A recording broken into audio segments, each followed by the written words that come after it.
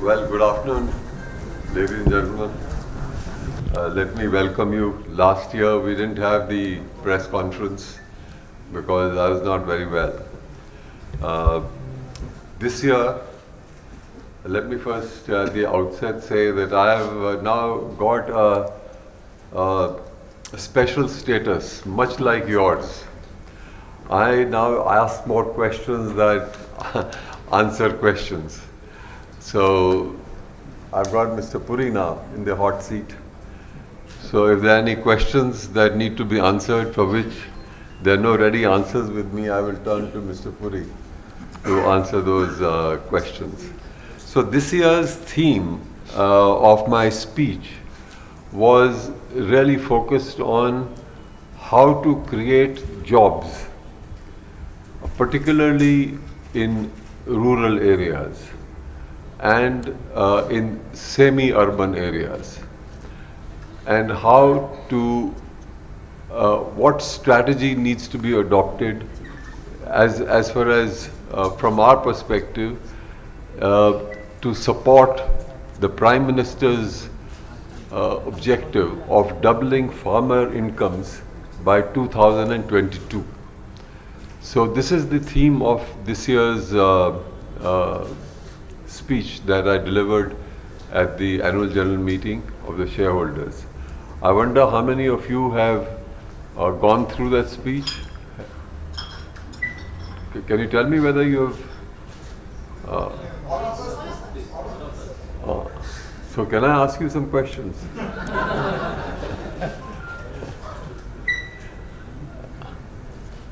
So this is, so basically one of the basic problems that our country is facing, as you would know, and as you would perhaps be as journalists writing yourselves, is that we've not been able to create the number of jobs as the number of people who are coming into the job market. Some people have estimated that about 12 million jobs are required to be created every year, and we are not able to do that. So one of the areas where such jobs can be created is really giving a big push to the food processing industry, because then you can save about 92,000 crores of agri-wastages, and you can create jobs in the manufacturing area to support the Make in India mission of our country by creating jobs at the intersection of agriculture and industry. So we've laid out that area, and including the wood-based industries. As you know that today we have nearly zero import duty. So I don't know how many of you know that most hotels import their furniture from overseas.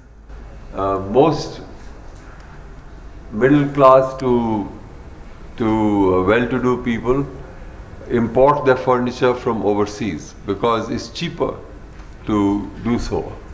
And it has deprived the artisans of our country from their livelihoods. And our farmer is competing with automated farms overseas. After all, there is no corporate farming that is permitted in India. So our farmer is really competing with the automated farms in Finland, in Canada, and elsewhere in the world. So this is the kind of outline that one has created, that one can go ahead and do manufacture of iPhones and the latest gadgets in India. But one of the traditional industry that India has of artisans that work on wood and growing trees, and we've given examples here of 113 million man days of jobs created by ITC just by creating a social forestry program linked to our paper manufacturing business.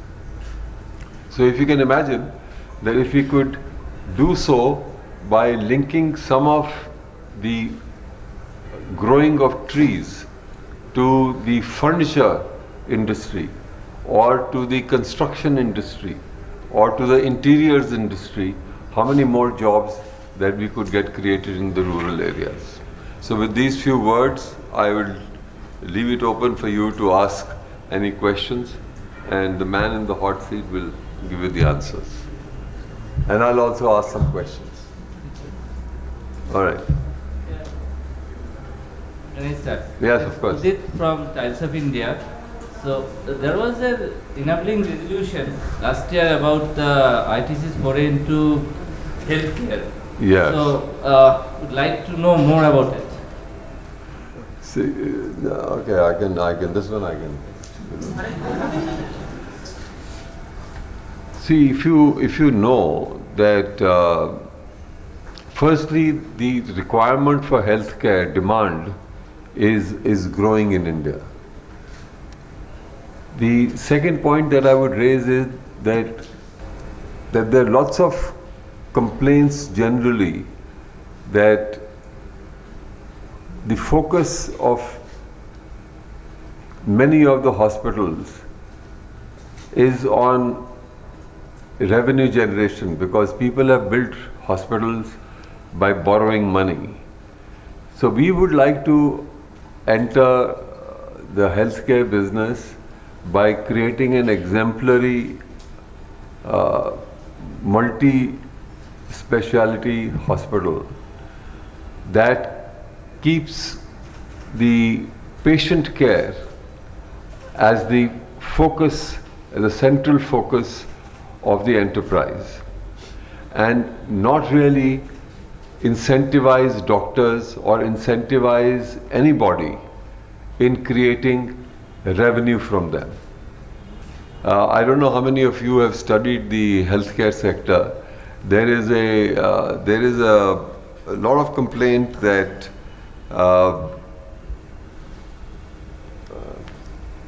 patients are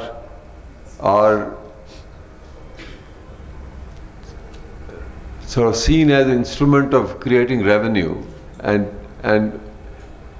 even doctors are incentivized that if you can convert an outpatient to an inpatient to room nights, then their revenue, their earnings are linked to how much revenue they can create. So we want to just create an example where no patient would ever feel that the focus of attention is on revenue and not on the well-being of the patient. So that is our objective. But we have not yet made a beginning, because we've only first had to change the articles of association of the company, and now we are in search of a CEO. And after that, we will then begin to make a plan. Or we means Mr. Puri and his team. All right. Have you decided which state you would like to start out from, Indrani or Delhi? No, we haven't decided which state. Would it be a chain? We would first have one multi-speciality hospital, and then we would then think of going forward from there. How much investment it would? अभी कुछ decide नहीं हुआ है. अभी तो it's just first we must get a CEO who would take on the responsibility of building a plan. None of us is experienced in the healthcare area. So, like in any other business, we have a CEO for every business. We want to first hire a CEO. So you said that ITC will not incentivize these doctors to select every one of the patients. Like this problem is very specific type. Like in Kokla Amman Hospital, the doctors are not given salaries. Yeah, very good. They are given salaries. Yeah. So we would like to follow that kind of model. See, we don't know which model we will follow, but we know for sure that we will not link the remuneration of doctors with the revenue generation. We would link it with patient outcomes.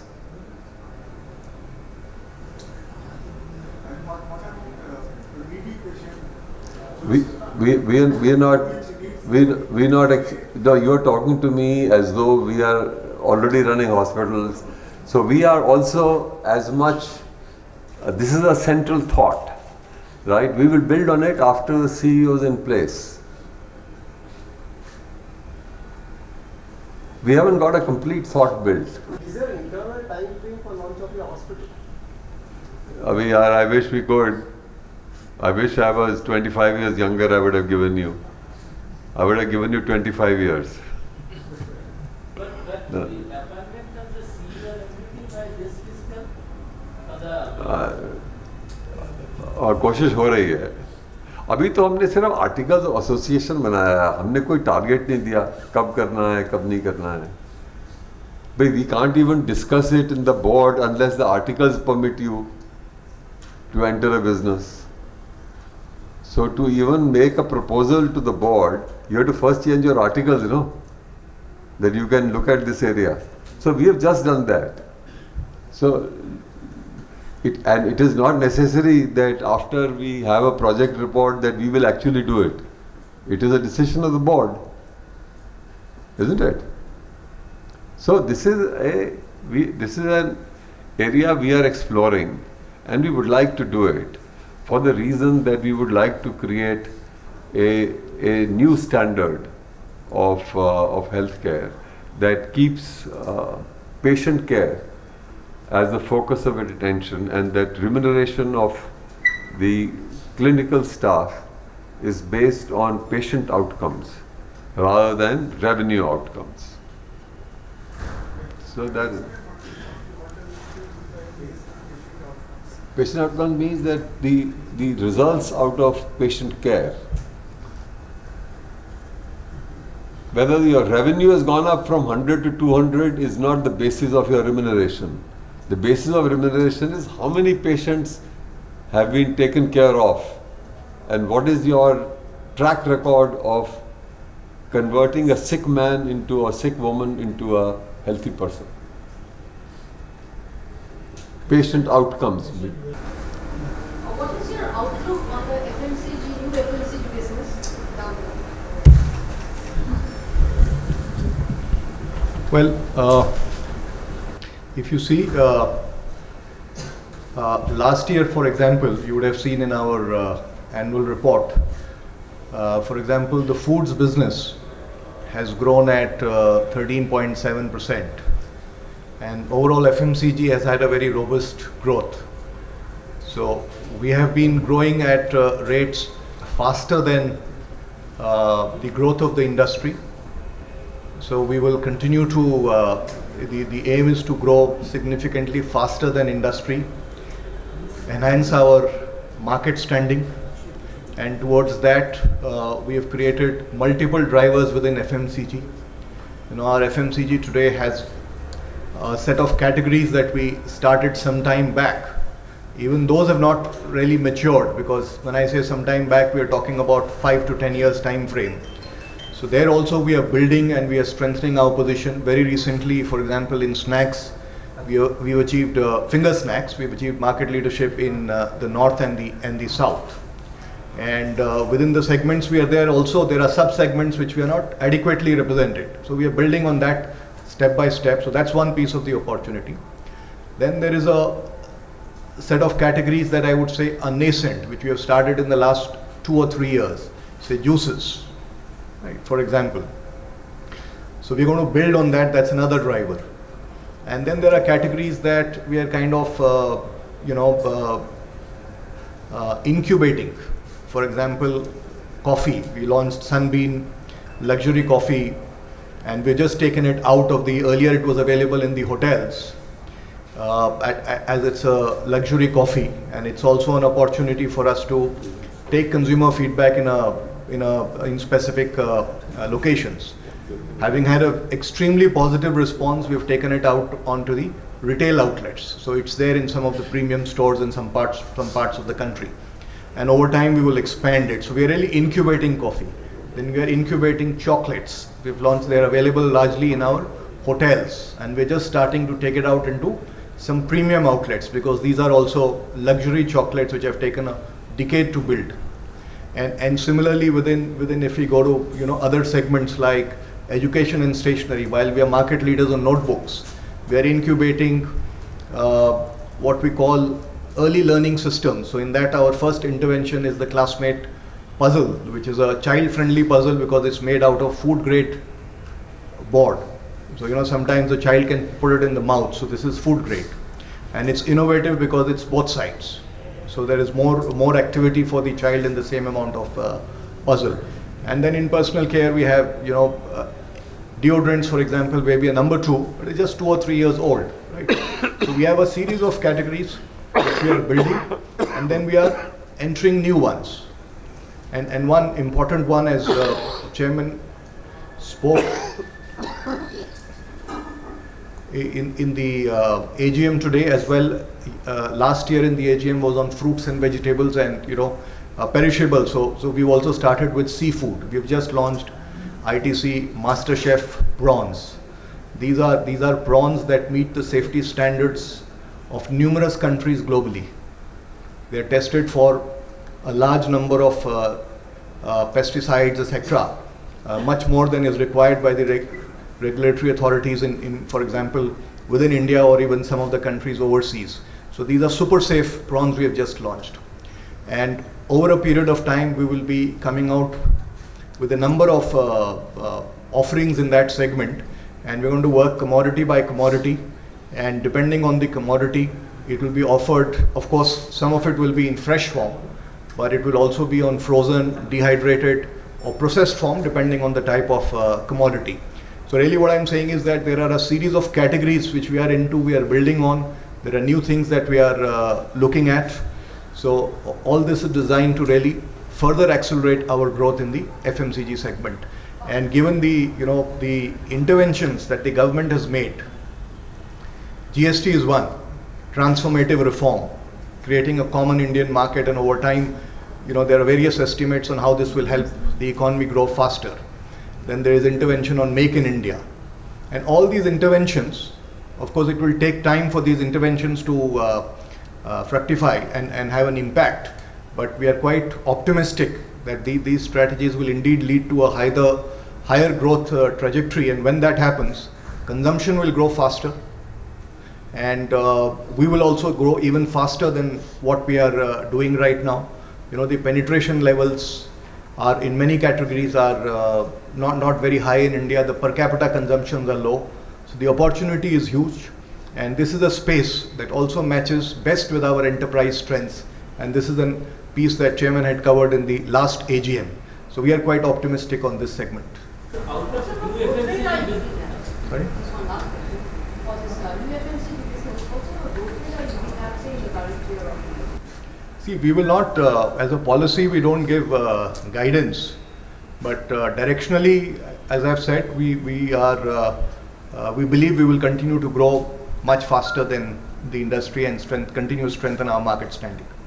You said that the demonetization has disrupted your wholesale trade channel.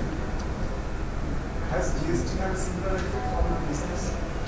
See, as I said, first of all, GST is a transformative reform. It's a huge tax reform. It has folded in multiple taxes at the central and the center level and created a common Indian market. So I'd like to really, definitely compliment the government for this transformative reform. To expect that such a transformative reform will happen without any hiccups, I think is expecting too much. So yeah, there have been some hiccups hiccups in transition, but week by week it is getting better. But I must also say that we are surprised that the amount of disruption has been so little.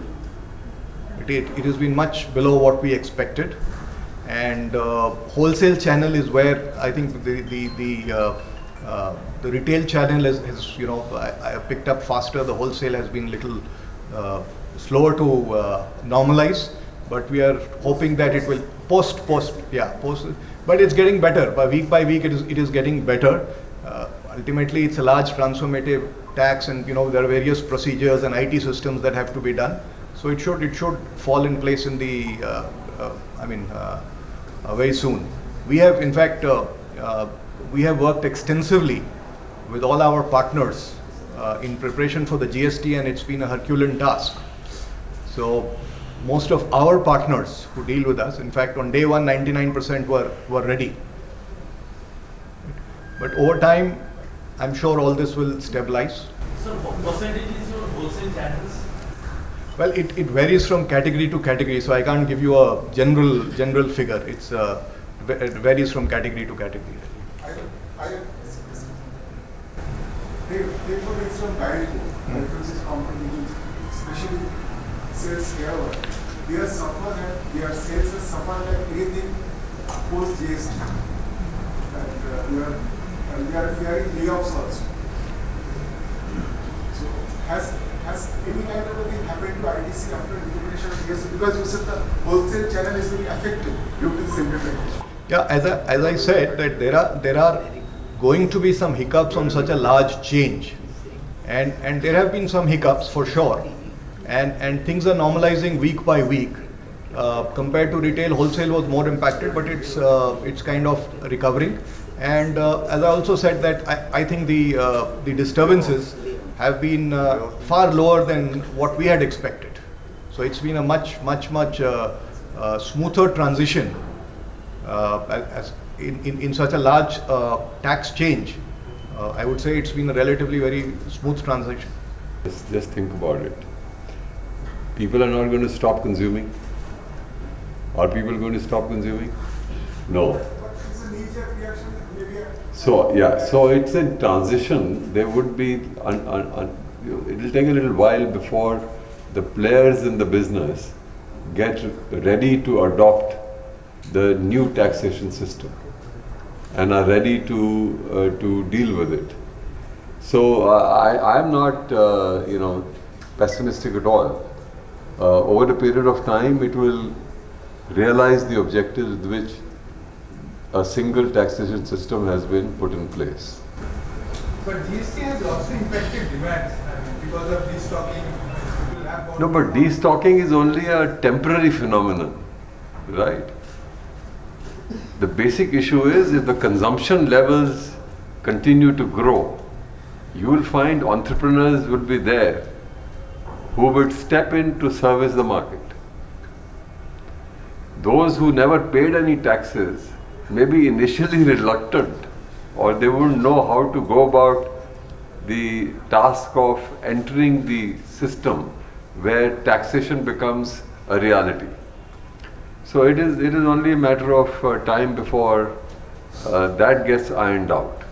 So I would not be that pessimistic.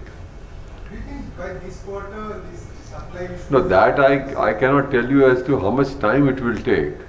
But ultimately, so long as there is rise in income and there is rise in consumer demand,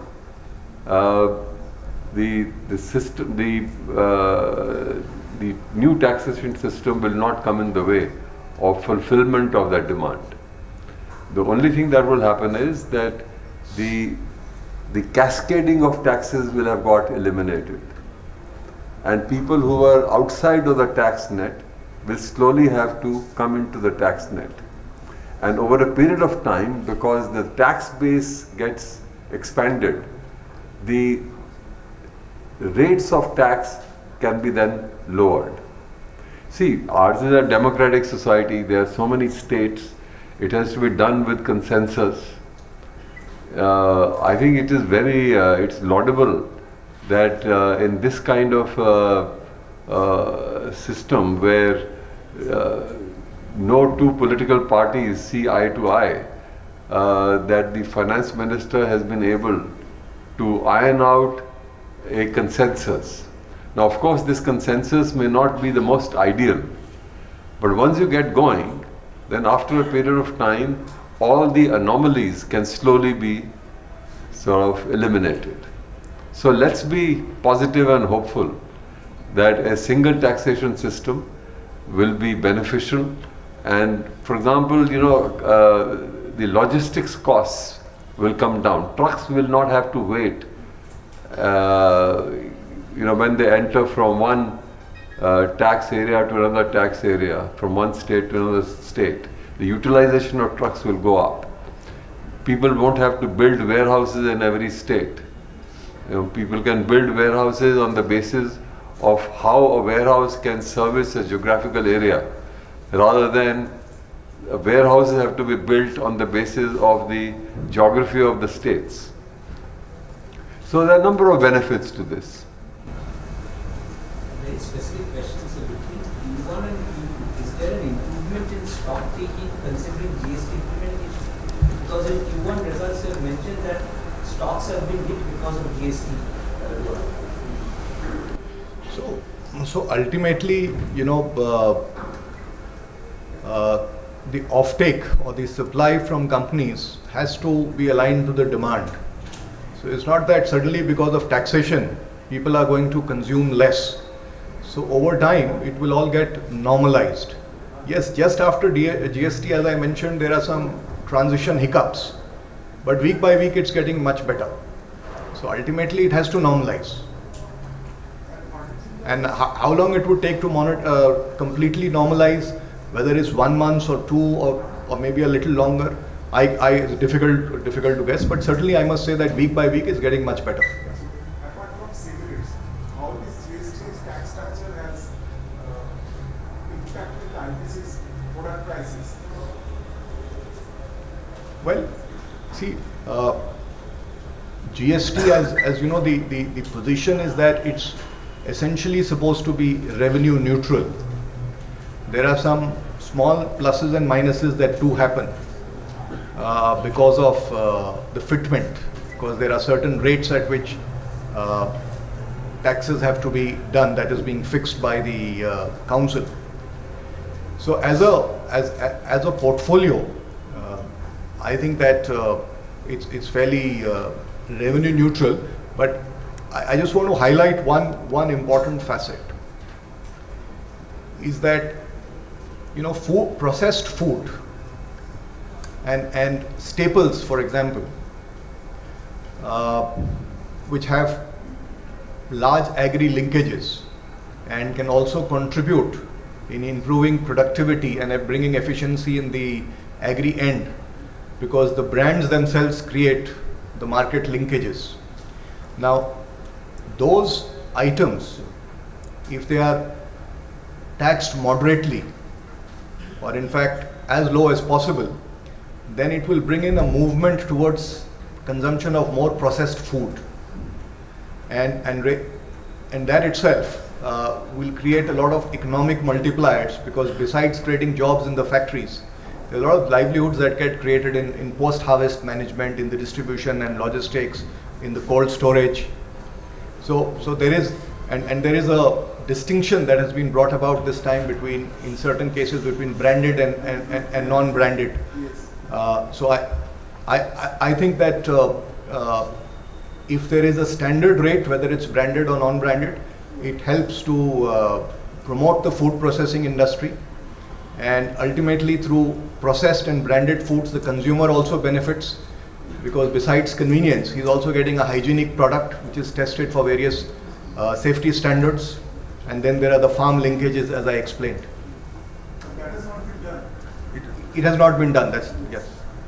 So this is what I said, that in our society where there are so many political parties in so many states, to get a consensus is a very difficult task. So that consensus cannot be economically ideal just now.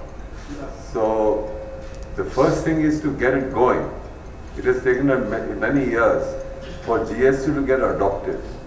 So once it has got adopted, over a period of time, people will experience it, and slowly the real benefits of GST will begin to accrue when people realize that it is better to let a common rate, for example in atta, right? If 0 and 5%. Now what are you saying? What you're saying is that I am encouraging you to have atta out of a gunny sack, right? Where there is no brand, there is no accountability of the hygienic quality of that produce. and the amount of value addition is lower, so number of jobs created is also lower. So over a period of time, when number of people are sitting together to get a common acceptance, obviously at the state level people must have said, no, for those who cannot afford it, unbranded things should have lower tax. So in the interest of getting GST going, it has been accepted. But the ideal principle is not to differentiate in the same category, and over a period of time also not to have multiple rates, too many rates. So that we are hoping that over a period of time we will approach that ideal state in a progressive manner, and then the true benefits of the GST system will begin to accrue to the economy. Which are the, besides after, which are the product categories have been categorized and branded and No, some of them are on the basis of prices. If it is low, for example, hotels, if the room is priced at lower than this, then the GST will be so much. If it is higher than this, so all these are anomalies that have that. the anomalies are there still. Yeah, they are there. Yeah, they are there. What I meant is that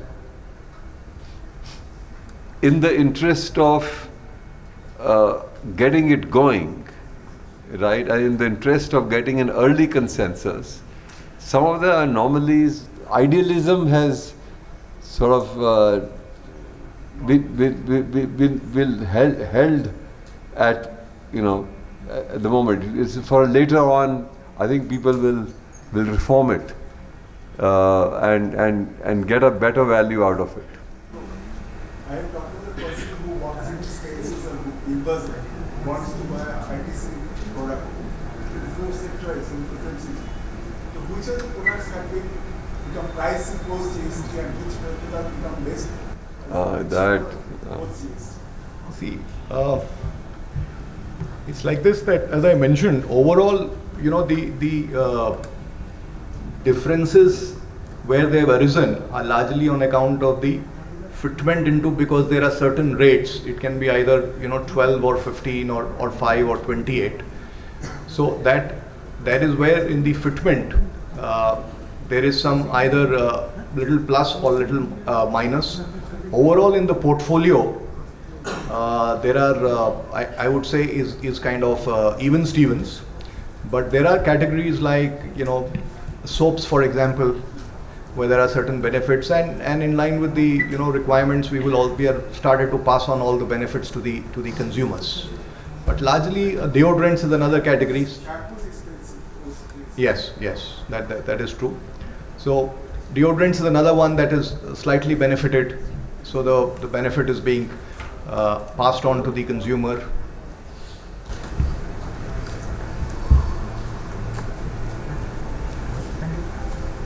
What is your outlook on your cigarette business post GST implementation? Because they've been rather critical of the compensation cess in your needs. Yeah, that's correct, because our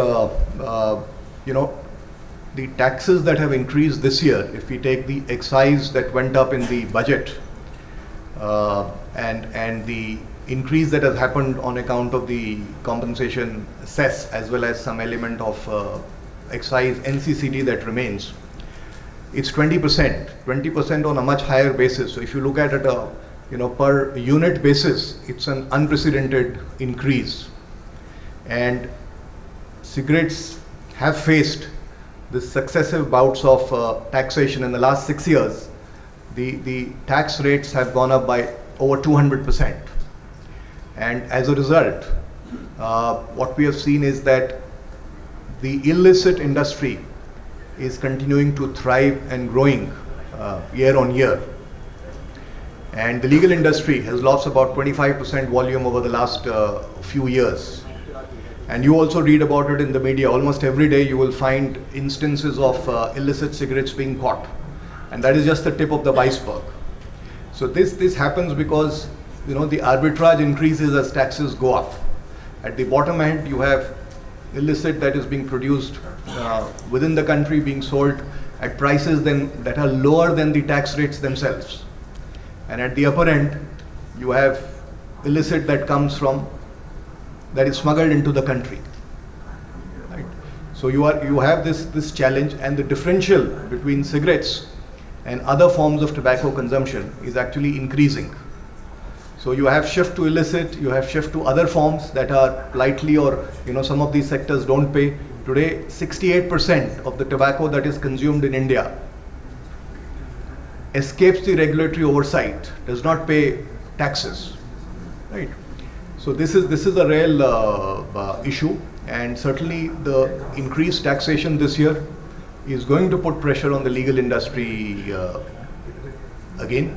How do you see your cigarette volumes pace? Because rather flattish for the last 7 quarters. I think you've taken strategic price hikes nearly every quarter. So what's the outcome on the volumes? See, I cannot give you any guidance as a policy. We do not give, but certainly I can say with increased taxation, it is going to put more pressure on the legal industry. That will happen, and illicit will go up, and there could be also some movement from cigarettes to other categories. You see, if you plot the consumption of tobacco over decades in India, you will find that while consumption of cigarette has gone up as a percentage of the tobacco consumed, it was at one point of time 21%. It's now down to legal cigarettes are only 11%. And the share has been taken up by other forms of consumption and illicit. But the total tobacco consumed actually has gone up.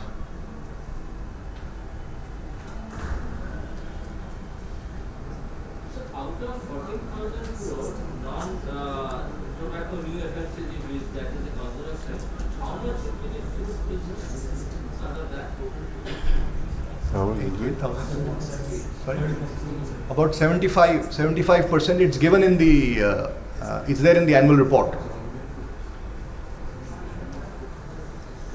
You said 68% of tobacco in the country escapes regulatory oversight. Yes. That is the. That is public. That's a study done by FICCI.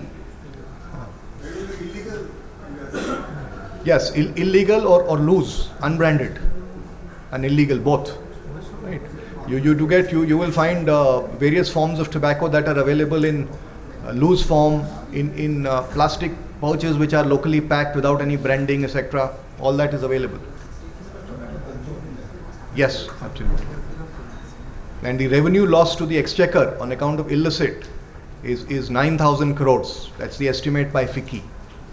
And when this illicit grows, besides the exchequer, the Indian farmers also lose. And the estimated loss to the farming community that grows tobaccos is about 1,500 crores. Because the areas have shrunk, the demand for their produce has gone down. So really, while the illicit is flourishing, exchequer is losing, farmers are losing, Indian brand owners are losing.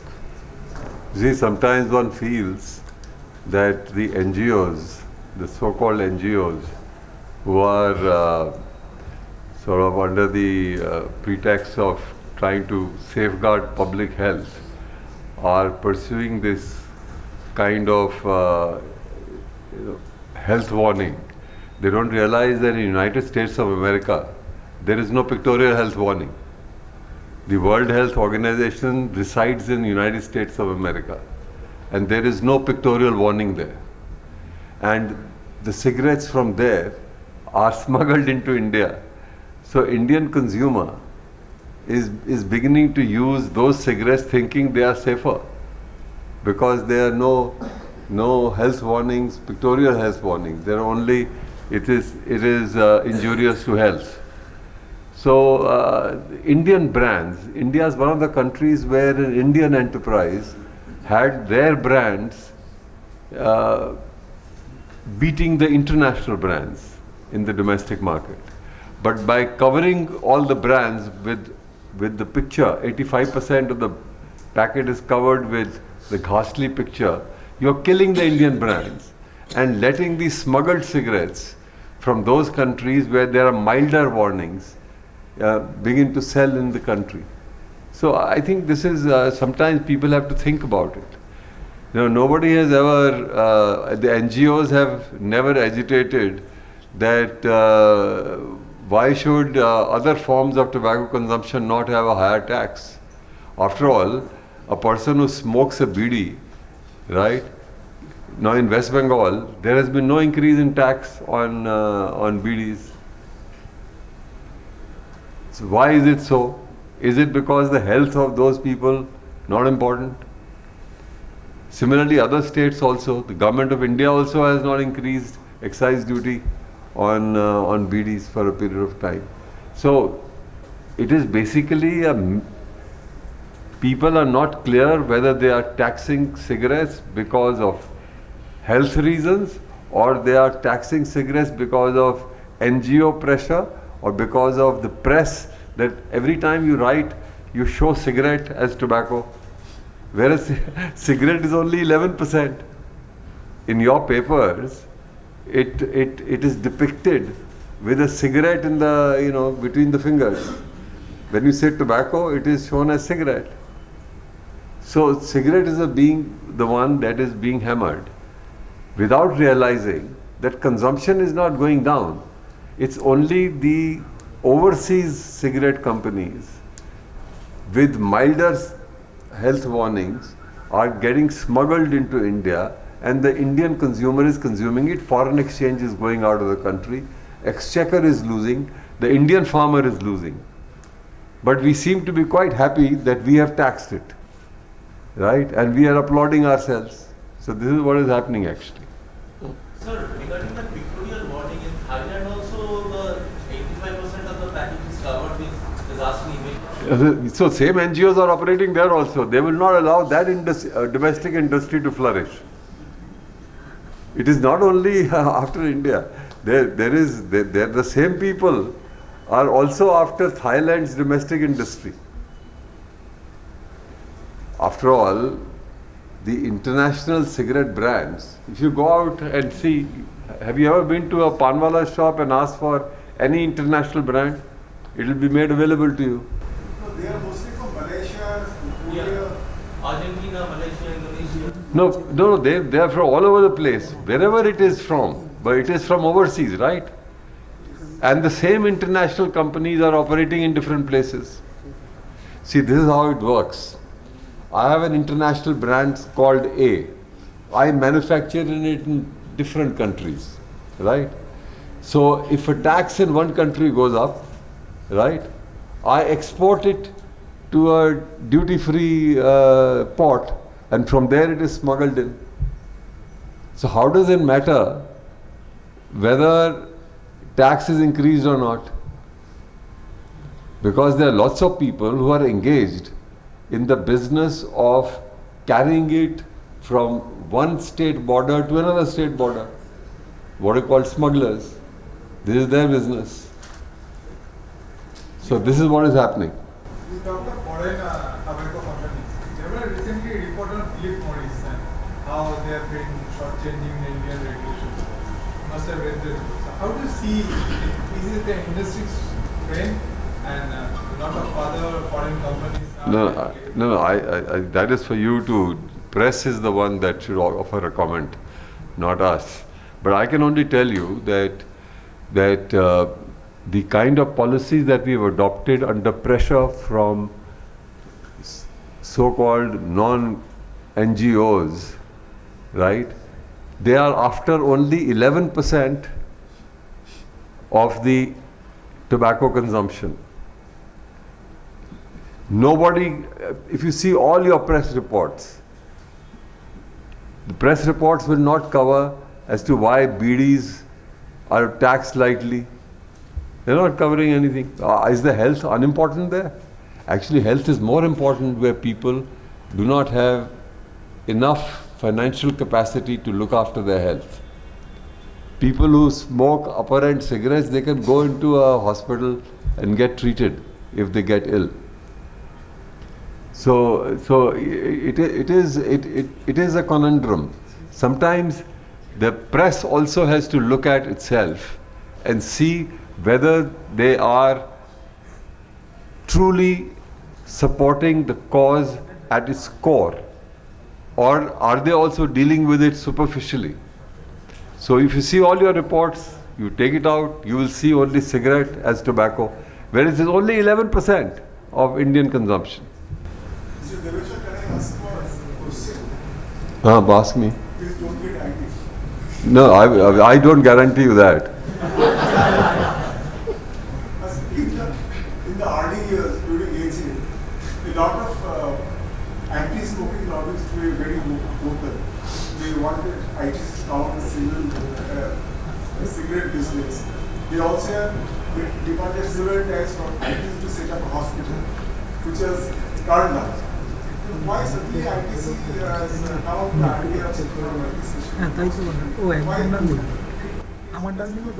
No, it is not in response to anything else. First, we have to build other businesses. You can't begin to build 100 businesses at the same time. We don't build a business in response to somebody asking us to do so. All businesses are good. So ITC has to do only step by step. Tomorrow you may ask me to get into space business. And if one day we decide to get into space business, then you will come back and say, I told you to do so in 2017, you did not do it. Now in 2027, now you are doing it. Why is it you did not do it then? ऐसा नहीं है भाई. ये one by one. See, you are asking questions of Mr. Puri. We have said that anything that goes under fast-moving consumer goods, we will one day or another enter, because we have a target of 1 lakh crores by 2030. So it's a tough target, and therefore, but we cannot do everything together, right? We cannot be all things at the same time. But as it is, we have done more things that other than Babaji, we are the ones who have done so many things simultaneously. Are you looking at any acquisitions actively? Sorry? Are you looking at any acquisitions actively now? Yeah, actively. Yes. We are always looking at acquisitions, but there is none to be found. If you have any suggestions, please offer us. So do you think that foreign companies, foreign tobacco companies are funding the NGOs in India? I have no idea. This is for you to find investigative journalism. But tell me, do you agree that if 89% of consumption is non-cigarettes, right, and almost 100% of the attention of NGOs is on cigarettes, now what does it mean?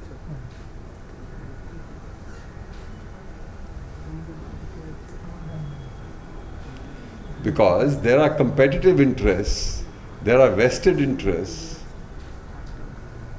This is how it happens, and people do get funded from overseas. You tell me, on cigarettes per kilogram, the tax is 55 times more than on other tobacco products. Does it mean that anybody who smokes a cigarette, right, for health reasons, if you tax him more, then he will stop consuming? That person is consuming some other smuggled product.